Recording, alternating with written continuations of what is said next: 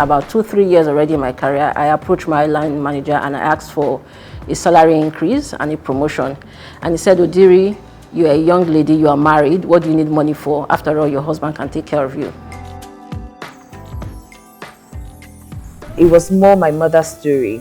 After 4 children, girl children, someone in our family told her that she would need to keep one of us back home to have children for the family.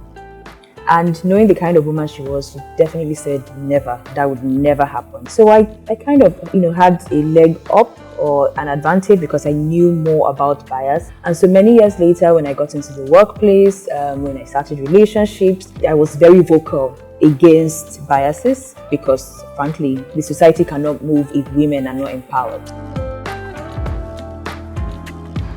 I recall an incident early on in my career where I joined an organization, and a prerequisite for joining one of the preferred departments was to score the highest in accounting. I studied accounting and even had a professional certification. And so it was a walk in the park for me. I scored perfect scores as what was being taught was Accounting 101. Unfortunately, I didn't get the slot in the department, and I got to find out that the head of the department had preferences for male team members. In the Igbo culture, till today, as far as Igbo traditional customary law is concerned, a woman is not allowed to own property. Even as a 7-8-year-old child, I recognized a difference in the way they were treated compared to the way I was treated, because in the Igbo traditional family, the son of a son is your heir, he is the rightful heir. What readily comes to mind is an experience I had with a friend of mine. He said, come to think of it, you are in the investment banking sector. How are you coping? I actually thought that investment banking is for guys, big guys, so to say. The biggest stereotype I feel women are subjected to is the fact that we can't drive. Yes, we can drive, and we can drive very well. I, for one, love to drive. And so it's very frustrating when you're driving and the next driver sees a woman and assumes that they can pull some funny moves because they feel they can't drive. I've been in many situations like this where I've been cut off or called names because the assumption is I do not know what I am doing.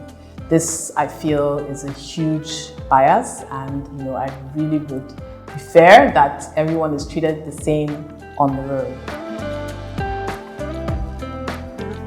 I had made a proposal to the company I was working with for a new sales channel, and they were so excited by it. I thought the natural thing was to say, Simbo, come and run this.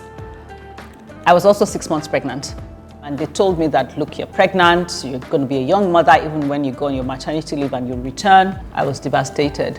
I went on my maternity leave. They'd already started placing the adverts and asking people to apply. And I have to tell you, all the people they interviewed were men. They did not interview one single woman.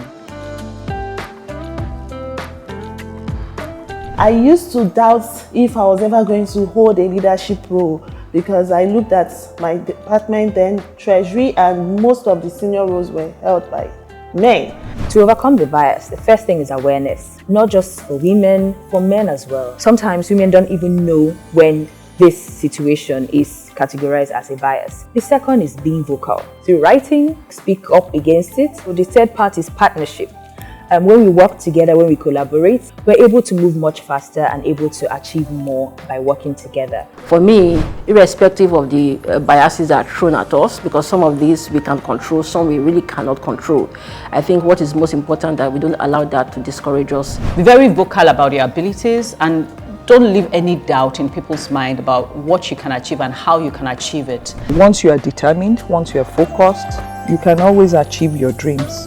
I feel everybody should be given a chance to express themselves the best way they know how, and you'll be surprised at what beauty comes out of the interaction. Both men and women, we are simply brilliant. What we need to do is not focus on our differences, but rather focus on our strengths and complement each other. And as a woman, once you tap into your intuition, the sky is your beginning. To every woman watching this, never doubt that you're valuable, powerful, and deserving of every chance and opportunity to pursue and achieve your dreams. As a recruiter of human capital, I ensure that there is no form of gender bias in the process, whereby every gender is given equal opportunities. This is how I break the bias.